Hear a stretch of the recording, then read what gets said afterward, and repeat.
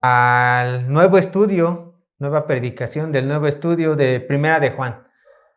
Entonces, de aquí vamos a estar estudiando, de aquí hasta que terminemos toda Primera de Juan, que tampoco es una gran carta, es una carta muy pequeña.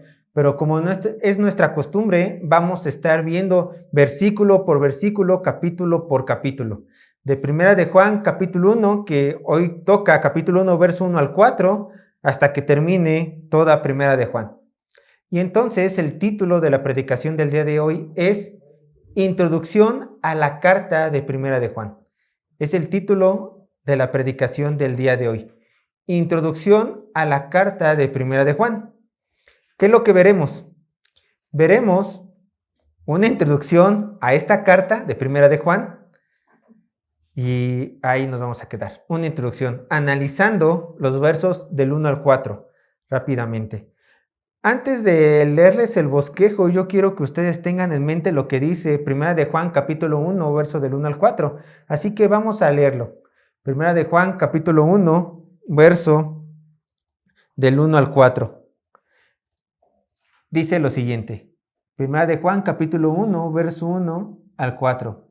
Lo que era desde el principio, lo que hemos oído, lo que hemos visto con nuestros ojos, lo que hemos contemplado y palparon nuestras manos tocante al verbo de vida, porque la vida fue manifestada y la hemos visto y testificamos y os anunciamos la vida eterna, la cual estaba con el Padre y se nos manifestó, lo cual hemos visto y oído, y eso os anunciamos para que también vosotros tengáis comunión con nosotros, y nuestra comunión verdaderamente es con el Padre y con su Hijo Jesucristo, y estas cosas os escribo para que vuestro gozo sea cumplido. Ahora sí, teniendo el verso central en mente, les voy a decir el bosquejo del día de hoy. Primeramente vamos a iniciar con una introducción a toda la carta. Ya que va a ser la primera vez que nos vamos a acercar a esta carta, vamos a dar una introducción general de toda la carta. Y ahora sí, punto número 1 del bosquejo, si Dios permite, vamos a estar viendo estos 4 versículos. Punto número 1, Juan, testigo de Jesús, verso 1, Juan, testigo de Jesús. Punto número 2, la vida eterna es manifestada, verso 2. Repito, punto 2, la vida eterna es manifestada, verso 2. Punto número 3, que sería el verso 3, comunión verdadera es con el Padre y con el Hijo. Punto 3, comunión verdadera es con el Padre y con el Hijo, versículo 3. Y por último, versículo 4 y punto 4 del bosquejo, gozo en la verdad. Gozo en la verdad, verso 4. Vamos a dar inicio con la introducción a esta carta. Vamos a ver, como ya les había comentado de manera general, qué es lo que nos vamos a encontrar en esta carta. Primeramente, es necesario entender quién es el autor de la carta que nosotros vamos a estar estudiando. Bien, el título lo dice Juan, pero ¿quién era este Juan? El apóstol Juan. Y esta carta, aunque no tenga en su interior el autor que diga yo, Juan, apóstol, lo escribí, bueno, por medio de la tradición se ha llegado a la conclusión que el apóstol Juan es el autor de esta carta, y no solamente de esta carta, sino también es autor de Segunda de Juan, Tercera de Juan, un evangelio que lleva su nombre, que es el Evangelio de Juan, y el libro de Apocalipsis. Entonces, son en total 5 escritos en toda la Biblia que son autoría del apóstol Juan. 1, 2, 3 de Juan, cartas, el Evangelio y Apocalipsis. Serán estos 3 libros que llevan su autoría. Pero la siguiente pregunta que sale a relucir es, ¿quién es Juan? ¿Quién es el apóstol? ¿En qué otras porciones de las Escrituras podemos encontrar quién es este hombre que escribe la carta que vamos a estar analizando por todo el tiempo hasta que terminemos? ¿Quién es? Bueno, la Biblia nos deja ver algunos aspectos de este hombre. Primeramente, nos deja ver en los mismos evangelios que el apóstol Juan era hijo de un hombre llamado Zebedeo e hijo de una mujer llamada Salomé. Además, también nos deja ver la misma palabra de Dios que este mismo Juan, el apóstol, tuvo un hermano llamado Santiago. Y ambos, cuando se encontraban juntos, por lo general los identificaban como los hijos de Zebedeo, de acuerdo con Mateo capítulo 10, verso 2 al 4, y tenían un apodo muy particular. Un apodo muy particular. Y así lo demuestra el otro apóstol, Mateo, que dice que eran conocidos también como los hijos del trueno. Mateo capítulo 3, verso 17. Leyendo el libro 12 hombres comunes y corrientes del hermano John MacArthur, él comenta que se le llamaba los hijos del trueno, ya que por lo general tenían muy probablemente un carácter un tanto explosivo. Y además se ve que eran personas muy activas. Entonces quizá por eso tenían el nombre de los hijos del trueno. Además también de ser conocidos por su padre, Zebedeo. Al igual que Pedro y su hermano Andrés, porque fíjense que habían dos pares de hermanos. El apóstol Pedro estaba con su hermano Andrés, que también era apóstol. Y tenemos al apóstol Juan con su hermano Santiago. Al igual que estos dos, de Pedro y Andrés, Juan era también pescador. Juan también se dedicaba a la profesión de pescador. Pero había una notable diferencia entre estos dos. A diferencia de Pedro y Andrés, las escrituras dejan ver que Juan y su hermano Santiago venían de una buena posición económica. ¿Cómo lo sabemos? Bueno, porque dice las escrituras que Juan y su hermano Santiago tenían jornaleros trabajando para ellos. Entonces, por lo menos tenían una mejor posición económica, por lo que deja ver las escrituras que Pedro y su hermano Andrés. Vean lo que dice Marcos, el Evangelio de Marcos, capítulo 1, verso 16 al 20. Evangelio de Marcos, ese segundo evangelio, Mateo, Marcos, encontrados en el Nuevo Testamento. Mateo, Marcos, Nuevo Testamento, Marcos, capítulo 1, verso 16 al 20. Vean lo que dice las escrituras. Marcos, capítulo 1, verso 16 al 20. Andando junto al mar de Galilea, vio a Simón y Andrés, o sea, Simón es Pedro. Vio a Simón y a Andrés, su hermano, que echaban la red en el mar porque eran pescadores.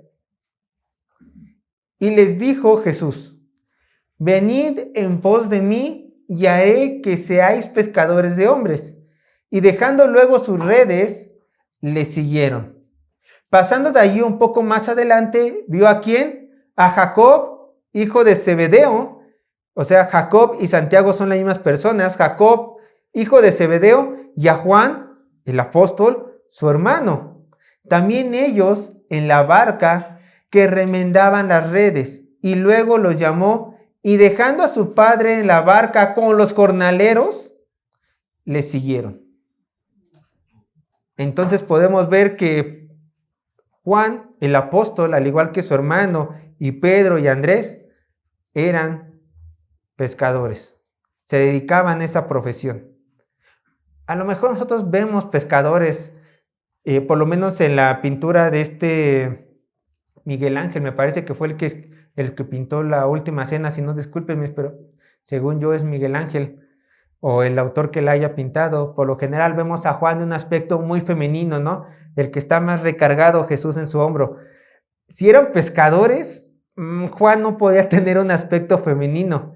Era rudo, estaba bronceado, era fuerte, tenía que jalar las redes, tenía jornaleros, pero él también tenía que trabajar.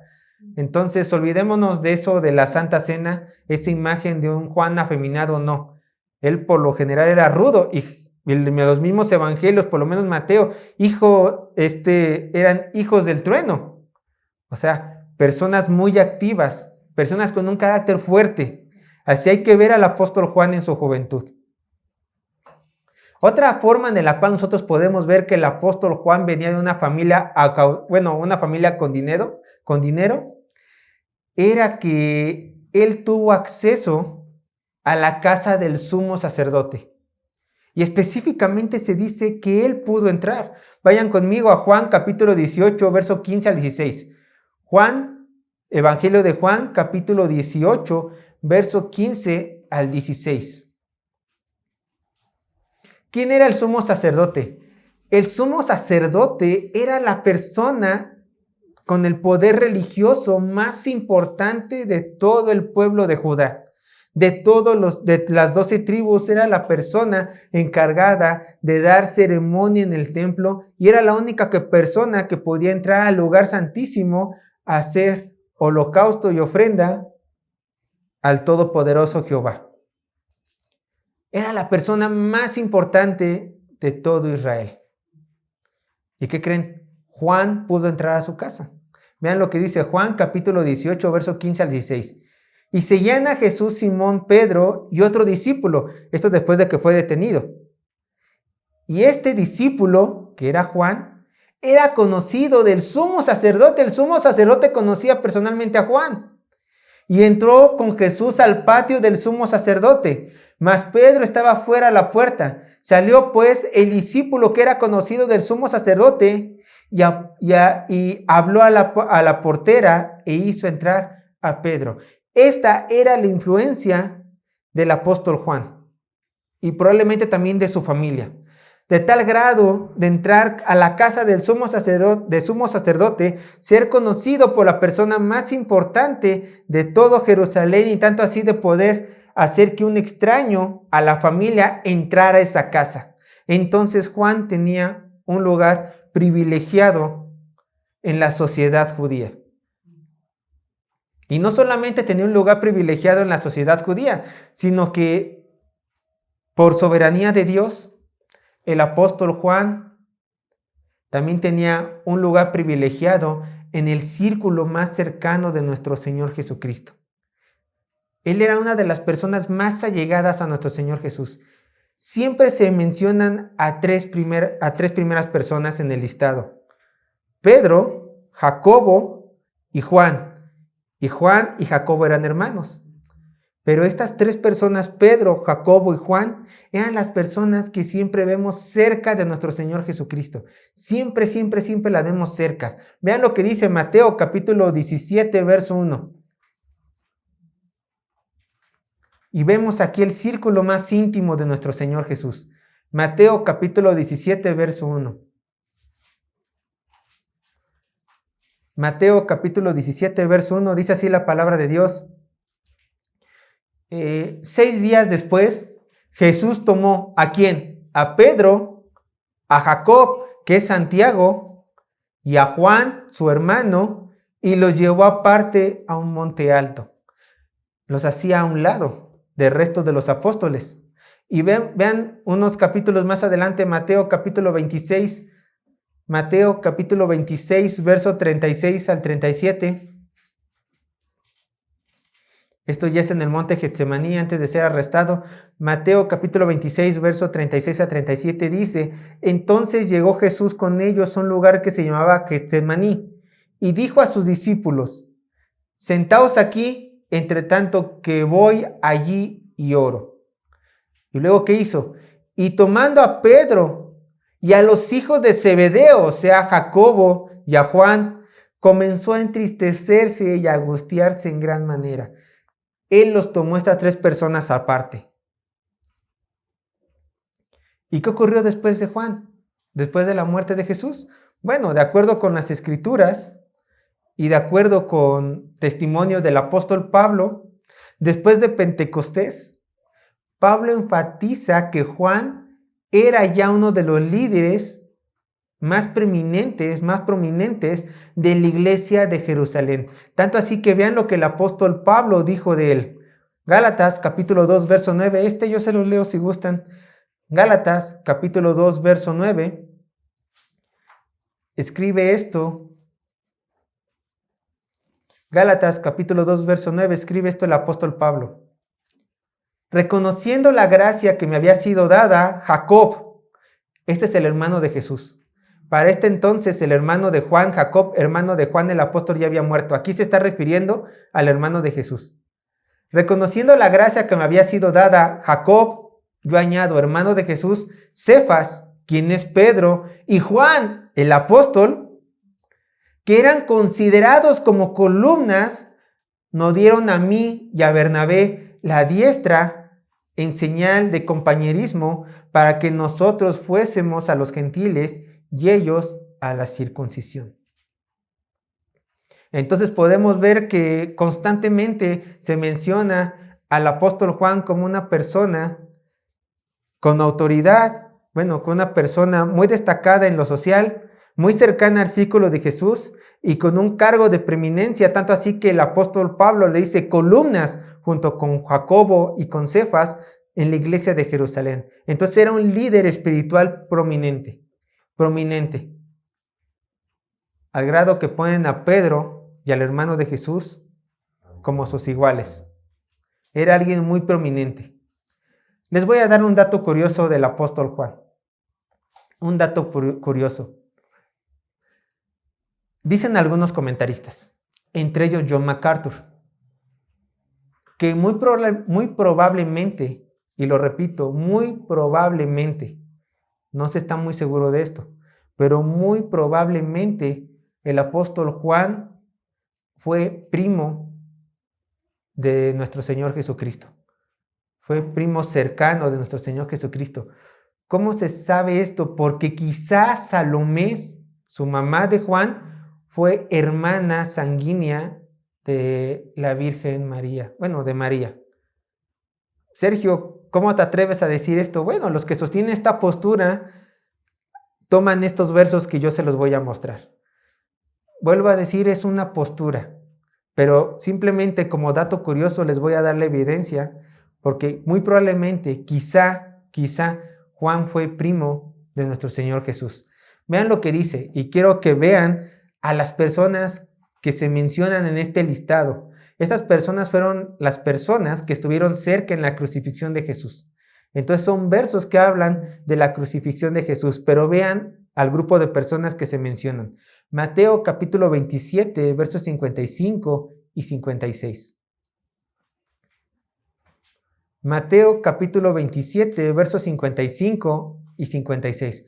Estos tres versos vamos a estar en tres evangelios. Mateo capítulo 27, versos 55 y 56.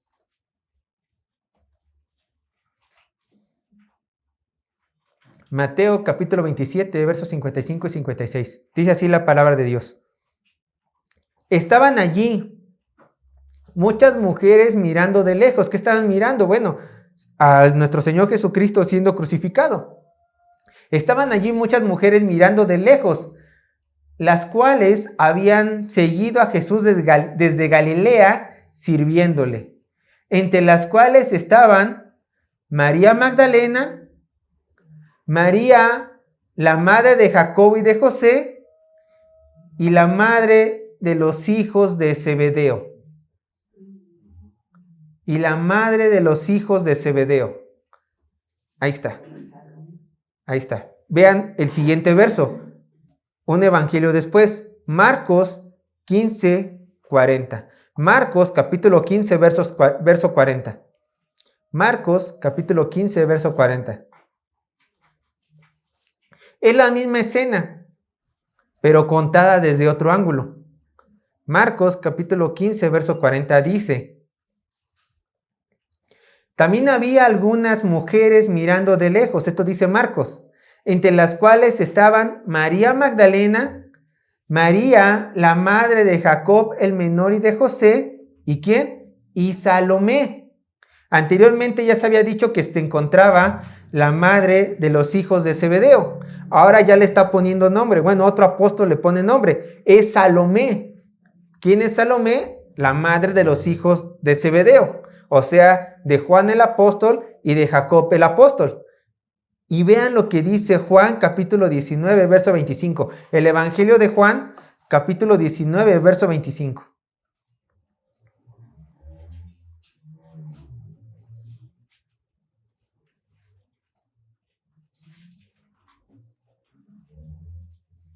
Vean lo que dice.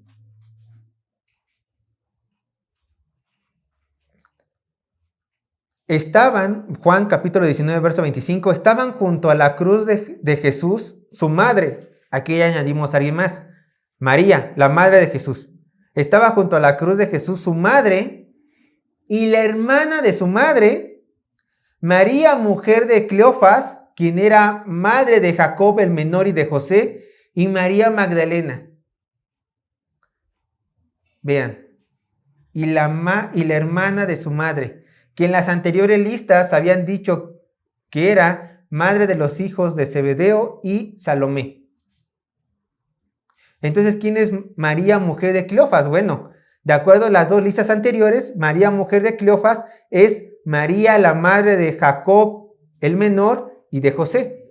No es Salomé la madre de los hijos de Zebedeo. Pero bueno, de estos versículos se basan los que apuntan a esta postura, dando que en la lista se menciona a la madre de los hijos de Zebedeo, a Salomé, quien sabemos que era su madre, y la hermana de María, que es la persona que faltaría en la lista, que intuimos es Salomé y la madre de los hijos de Zebedeo. Bueno, ese sería un dato curioso. Además también, el apóstol Juan, ya saltando otro tema, el apóstol Juan tuvo un cariño muy especial de nuestro Señor Jesucristo, a tal grado llegaba esta confianza que nuestro Señor en la cruz le encomienda a su madre María a este apóstol. Vean lo que dice el Evangelio de Juan, capítulo 19, verso 26 al 27. Jesús tenía otros hermanos, Jesús tenía hermanas, pero dado el cariño que le sentía a este apóstol, se le encomendó a él. Y quizá era su primo, quizá. Vean lo que dice Juan, capítulo 19, verso 26 al 27. Cuando vio Jesús a su madre y al discípulo a quien él amaba, que entendemos que es Juan, el apóstol, que estaba presente, dijo a su madre: mujer, he ahí tu hijo. Después dijo al discípulo, o sea, al apóstol Juan: he ahí tu madre. Y desde aquella hora el discípulo la recibió en su casa. Se hizo cargo de ella. Bueno, la tradición, hermanos, cuenta que el apóstol Juan fue el único apóstol que no murió siendo un mártir, muriendo a su vejez, quedando con vida hasta su vejez. También se dice, de acuerdo a la tradición, que después de la muerte de María, madre de Jesús, el apóstol ya no se quedó en Jerusalén, sino que se mudó a la ciudad de Éfeso. Posteriormente fue encarcelado en la isla de Patmos y algunas personas dicen que murió allí. Otras personas dicen que fue liberado y que regresó a Éfeso y que continuó con su ministerio. No lo sabemos a ciencia cierta, pero lo que sí podemos decir que el apóstol no murió martirizado, murió siendo largos de vidas. Vamos a ver otros datos interesantes de esta carta. ¿En qué fecha se escribió esta carta? Bueno, se estima que la carta de primera de Juan fue escrita en una fecha muy temprana, en el año 85 después de Cristo, y una fecha muy tardía en el año 95 después de Cristo. Todo depende de la postura de dónde murió el apóstol, si murió en Patmos, si las escribió antes de morir en Patmos, o salió de Patmos, de la isla, y le escribió cuando ya estaba libre, después de haber escrito Apocalipsis. Bueno, más o menos por allí. Las fechas nunca van a ser exactas, cada comentarista va a tener su rango, pero nosotros vamos a partir de la edad más temprana que encontré, entre el año 85 a 95 después de Cristo. ¿Cuál es el tema central de esta carta? ¿Cuál es el tema de esta carta? Recuerden, toda escritura, toda carta, todo libro que encontramos en la Biblia, todo gira alrededor de un tema central. Toda la Biblia gira a Cristo, por supuesto, pero las cartas o escritos particulares giran en torno a un tema que el autor le quiso dar a esa carta, a ese escrito específico. Bueno, ¿cuál es el tema que el apóstol Juan le quiso dar a esta carta? Se los voy a decir. El tema de esta carta es la comunión con el Padre. Lo repito, la comunión con el Padre guarda a los cristianos del error y les da certeza a los creyentes de la fe. Lo repito, la comunión con el Padre guarda a los cristianos del error y les da certeza a los creyentes de la fe.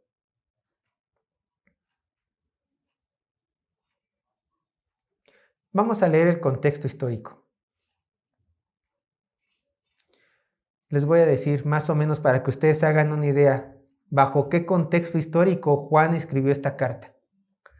Para el tiempo en el cual fue escrita esta carta, o sea, primera de Juan, el apóstol Juan ya se encontraba en una vejez.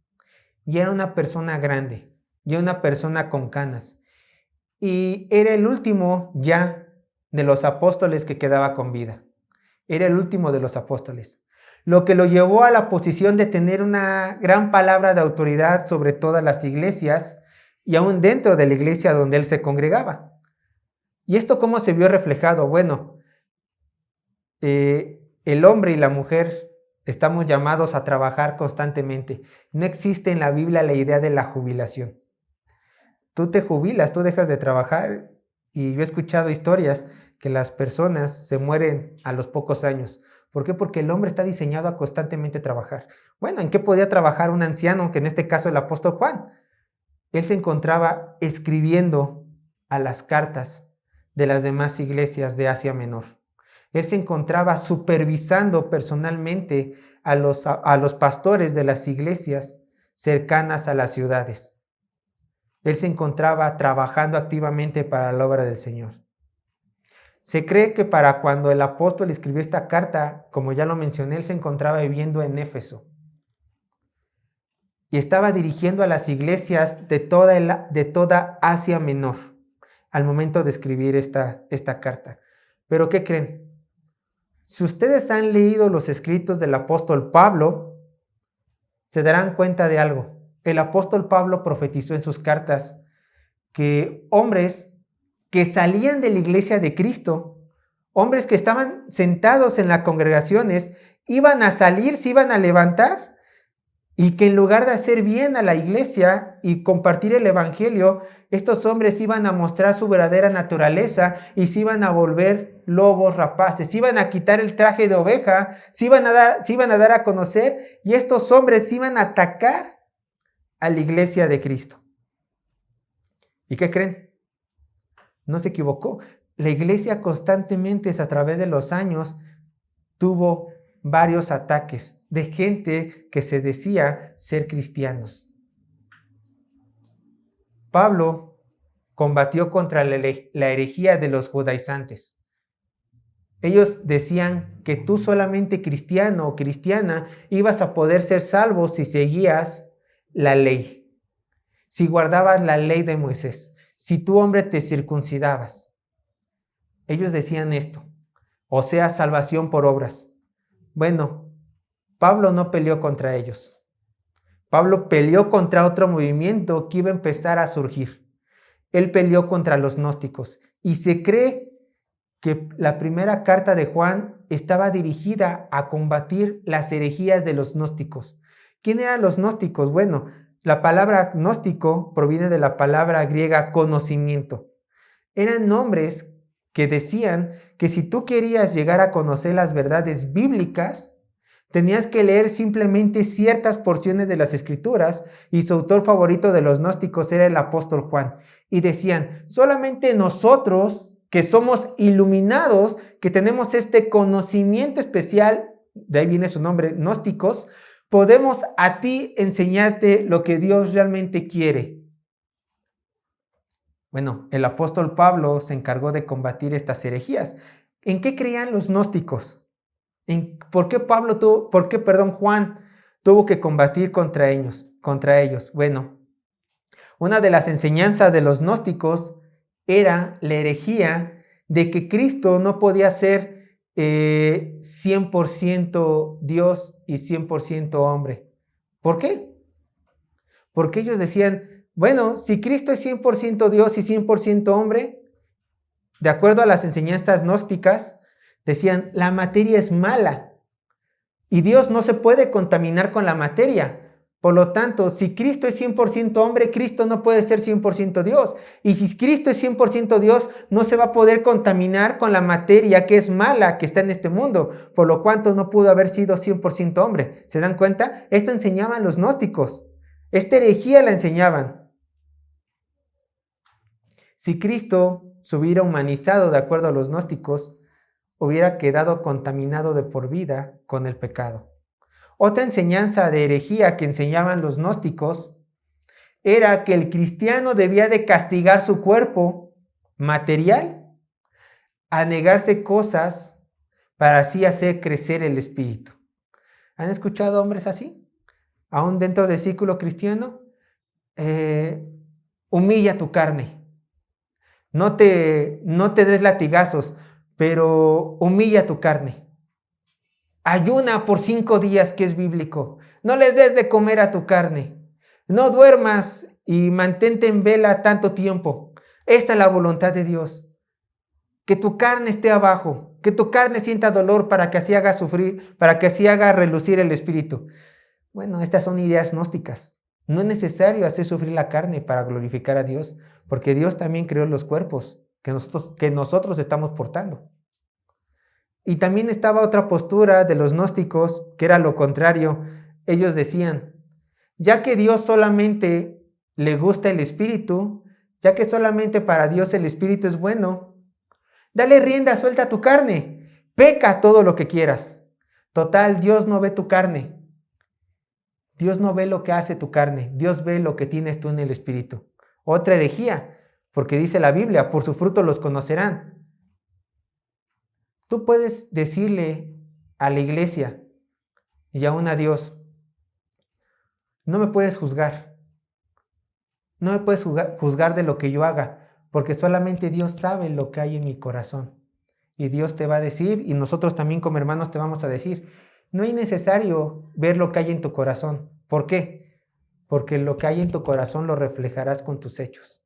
Si en tu corazón hay pecado, lógicamente vas a pecar. Si en tu corazón hay santidad, obviamente te vas a apartar de ese pecado que tanto te gusta. Obviamente. Pero bueno, estas eran las posturas gnósticas. Y ya que Pablo quería combatir una herejía que se estaba infiltrando en todas las iglesias de Asia Menor, Juan, el apóstol Juan, ya que quería combatir una herejía que se estaba infiltrando en toda Asia Menor, vamos a ver algo muy interesante. La carta no está dirigida a un grupo específico. Simplemente le escribió y le empezó a repartir a todas las iglesias el apóstol Juan. Antes de dar inicio con los versículos, rápidamente, quiero decirles cómo se conoce la primera carta de Juan. Algunos comentaristas la han titulado como la carta de blanco y negro. ¿Por qué? ¿Por qué la han llamado la carta de blanco y negro? Porque el apóstol hace un énfasis en esto. Le dice a su audiencia el apóstol Juan, hermano, ¿cumple la voluntad de Dios?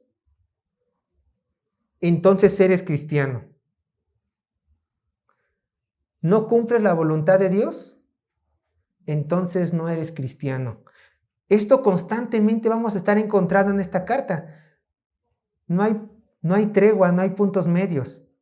O cumples su voluntad y eres su hijo, manifiestas que realmente eres su hijo, o le desobedeces y manifiestas que eres hijo del diablo. Juan, danos tregua. El propósito de Juan es no dar tregua, es hacerle ver a su audiencia en dónde realmente están parados. Y con esa mentalidad nosotros tenemos que meternos a esta carta, que nos ayuda a ver en dónde estamos parados. Estamos parados sobre la roca, obedeciendo la voluntad de nuestro Señor, realmente santificándonos porque le amamos, o estamos aún en nuestros delitos y pecados, lejos de la gracia de Dios, deleitándonos en nuestro pecado personal, sirviendo al diablo. ¿En dónde estamos? No digan, en la persona de al lado seguramente está en este lugar. No. Es decir, ¿dónde estoy yo?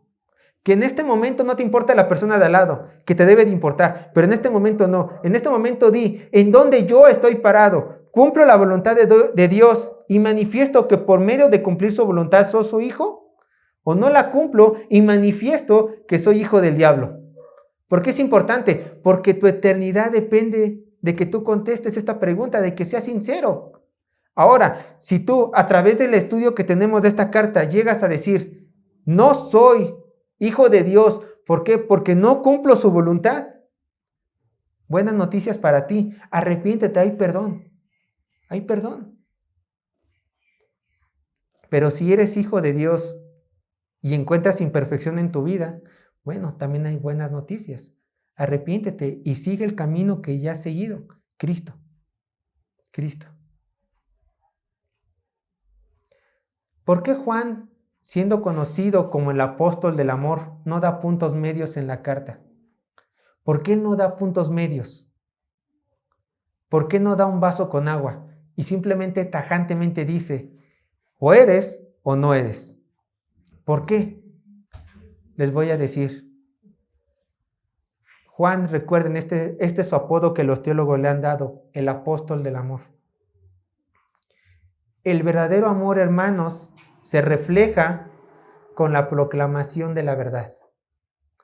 Cada vez que tú quieres mostrarle amor a una persona, le hablas con la verdad. El apóstol Juan estaba amando a sus hermanos a presentarle la verdad de que la evidencia de la salvación es la santificación.